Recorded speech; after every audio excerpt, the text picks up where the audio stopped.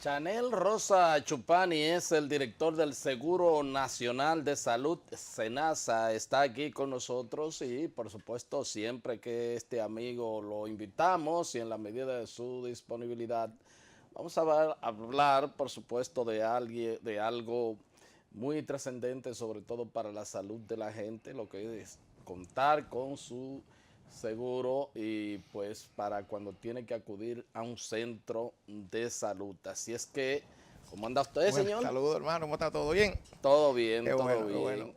El presidente habló con mucho orgullo de la cobertura justo de un Sí, 70% exacto, de la población de dominicana. la población Sí, dominicana. Eso inclusive lo comparó con la región y dice que habíamos pasado de ser los peores a así estar es, entre los países con mayor cobertura en ese sentido. así es. Efectivamente, Héctor, fíjate que nosotros a veces somos muy dados a resaltar noticias negativas. Sin embargo, este que es un aspecto muy positivo, porque es justo comprender que nosotros como país, hace algunos años, éramos el tercer país de más baja cobertura en América Latina. Solo Haití y El Salvador tenían menos cobertura en seguridad social que República Dominicana. Hoy estamos, como se dijo el señor presidente, entre los 10 países. Yo te digo, entre los 7 países de América Latina con mayor cobertura, incluyendo los países del cono sur, que como ustedes saben, tú sabes, los amigos televidentes, son los países de mayor tradición Claro. en ese tipo de sistema. Como dijo el señor presidente, tenemos el 70% de la población dominicana hoy bajo un esquema de aseguramiento en salud y de ese 70%, de esa población dominicana, el 40% está afiliada a SENASA, al Seguro Nacional de Salud, lo cual implica una protección social y financiera importante para esa parte de la población dominicana.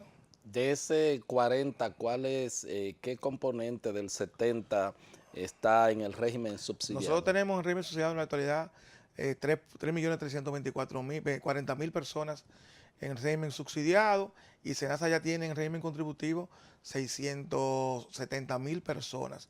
Significa que con el ingreso, que también lo anunció el señor presidente en su discurso, con el ingreso de los miembros de las Fuerzas Armadas, que ya se produce en este mes, SENASA va a superar los 700.000 personas. Nosotros esperamos cerrar el año ya con 800.000 personas en régimen contributivo, lo cual tiene un mérito importante porque recuerda que ese grupo poblacional puede elegir entre SENASA u otra ARS de las 22 que existen en el mercado. ¿Cómo no? ¿Cómo no? De manera que con ese 800.000 en el contributivo ustedes podrían entrar pues a equipararse con algunas de las Así es, otras. así es. Bueno, somos ya de hecho en la actualidad la segunda ARS con más afiliados en régimen contributivo en ese mercado de aseguramiento. ¿Cómo no? ¿Cómo no? Bueno, ¿y hacia dónde vamos? Porque hay una masa flotante, diríamos, que como que no hay manera, y creo que ya ese 30 y tanto por ciento que Sí, quedaría 30% de la sería, población. sería Sí, mira, contributivo o subsidiado. subsidiado, bueno, ahí hay una parte de contributivo subsidiado, hay una franja que habría que determinar que tiene que ver mucho con el tema de documentación, que no tienen documento para ser afiliado. Y el señor presidente también anunció en su discurso el proyecto que tiene el país de documentar a la población que en estos momentos no tiene documentos que le permitan accesar no solo a la seguridad social, sino también a otros programas Claro. sociales del Estado Dominicano. Ese es un tema importante, pero también recuerda que hay un tema de evasión y de ilusión que muchos empleadores en algunos casos no adscriben a la seguridad social a sus empleados o a veces lo adscriben la mitad de la nómina un mes y la mitad de la nómina otro mes, un tema que ha sido varias veces ha sido denunciado como un tema de evasión y ilusión en el sistema. Luego, como tú dices, la otra franja importante es el tema del régimen contributivo subsidiado o de la persona por cuenta propia, fundamentalmente, que todavía no están incluidas en la seguridad social. Ese es el reto que tenemos. El señor presidente también anunció que un importante meta de este gobierno es concluir con 90% de la población afiliada ya en los próximos 4 años. Ese 90% lo colocaría entre los 3 o 4 países de mayor cobertura en América Latina. Siempre tú vas a tener personas que por una u otra Claro. razón se quedan fuera, pero esa es la meta ya para este cuatrienio. ¿Cómo no? ¿Cómo no? Bueno, y hay proyecto entonces de reforma que Sí, parece que ha encontrado algunas sí. oposiciones y cómo va marchando Sí, eso. mire, efectivamente, hace alrededor de un mes el gobierno dominicano llamó a consulta, o más que a consulta, a que expresaran sus opiniones a los diferentes sectores. Alrededor de 40 sectores pues, fueron al Palacio Nacional y efectivamente presentaron propuestas. Antes se le habían entregado ya el anteproyecto de ley que el gobierno ha preparado. Y efectivamente, mira, yo he dicho, Héctor, que lamentablemente ese no fue un acto que se pasó, no se pasó, no fue transmitido a través de los medios de comunicación. A mí particularmente me hubiese gustado que hubiese sido transmitido en los medios de Ok. comunicación por lo siguiente. Fue obvio cómo cada uno de los intereses o de los sectores que fueron a Palacio solo veían la parte de sus intereses particulares, Ya. cada sector. Obviamente eso le deja al Estado Dominicano la gran responsabilidad de representar a aquellos sectores que obviamente no tienen esa capacidad de representación y además la integralidad de todo el proyecto, porque no es posible verlo solo desde la óptica de cada uno de los sectores y de sus intereses. Como tú bien señalas, hay algunos puntos que fueron debatidos por esos y rebatidos por esos sectores. Creo que el más importante es el que tiene que ver con el poder de veto. El proyecto actual, como todos sabemos, el Consejo Nacional de la Seguridad Social establece un mecanismo de decisión que tiene que ver con el veto de los principales, de tres sectores: gobiernos, empresarios y trabajadores. Sin embargo, este poder de veto se elimina en el anteproyecto que se está planteando y se deja entonces que sea a través de la mayoría de los miembros del Consejo que se decida. Eso obviamente fue objetado por muchos sectores, fundamentalmente por los sectores que ahora mismo tienen ese poder de veto. Y yo te diría que ese ha sido el elemento más importante hasta el momento. ¿Cómo no? O sea que ahí todo el mundo fue a Sí, claro, a defender su defender, tajada. así es. Y entonces Así es, el interés común, el interés común, obviamente que no eh, hay. Yo sí, creo que digo que fue hasta poco estratégico, porque incluso debieron en algún momento algunos de los sectores no solamente defender sus intereses, sino también aducir algunos elementos que tuviesen que ver con los afiliados, que al final de cuentas es el objetivo de la reforma. O sea, no son los sectores, no son los agentes, el objetivo de esta reforma o de cualquier reforma. Pero eso pasa mucho en este país, Héctor, en las diferentes reformas que el Estado piensa o se inmiscuye. Cada quien sale a defender sus intereses. A veces eso es legítimo, pero eso choca, muchas veces choca también con el interés general. pero yo, eh, como dice un amigo mío, yo no fui a clase ese día, pero un sistema de seguridad social, su objetivo es que intereses se beneficien de No, él. eso es lo que te digo, o sea, ese no es el tema. Porque hay que recordar una cosa. Primero, este es un sistema donde una ley obliga al ciudadano a cotizar. Es decir, no es, y esa ley es del Estado, entonces es garante, porque esa persona, te reitero, no cotizan voluntariamente. Hay una ley del propio Estado que lo ha obligado. Por lo tanto, si el propio Estado es que lo ha obligado a cotizar, ¿quién es el garante de que las cosas marchen en beneficio de la población?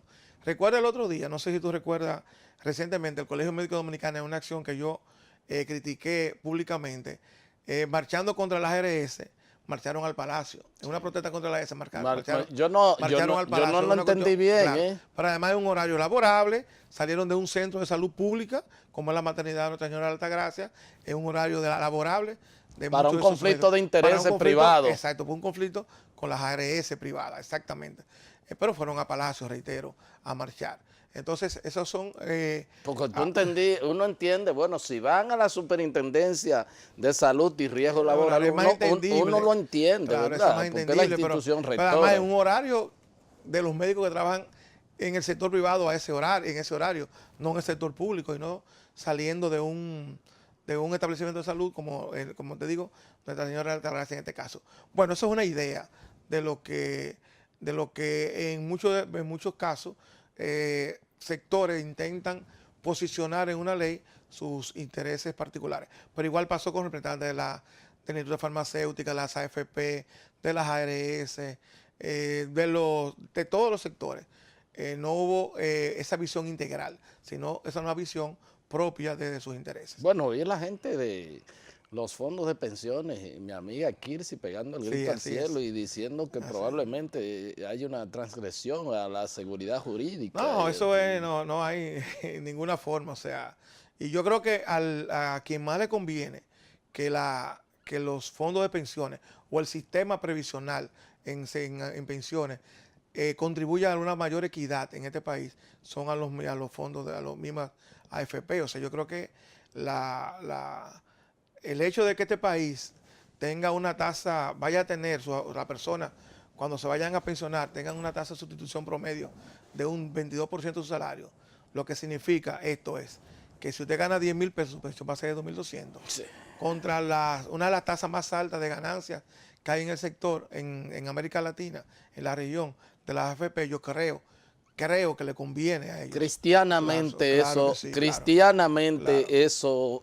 no hay manera de... No hay posibilidad de tú justificarlo de ningún punto de vista. Sí, claro. Entonces, algunos sectores gremiales también de las centrales. Bueno, hay algunos sectores que entonces se van al otro extremo y yo pienso que, bueno, que desaparezcan la AFP, que desaparezcan la ARS. A veces, cuando tú te vas a un extremo, entonces no se hace nada. No, claro. No se hace nada, entonces es un tema... Es que los sindicalistas no saben negociar. Hay un tema de viabilidad política, hay un tema de economía política en este tipo de reformas que también hay que atender. O sea, lo mejor es un sistema que cada día tienda más a la equidad y a la solidaridad social, porque este año ese sistema cumple ya 16 años, esa ley de ser promulgada. Entonces, yo creo que es importante, y desde el gobierno pensamos que es importante hacer una revisión de la misma.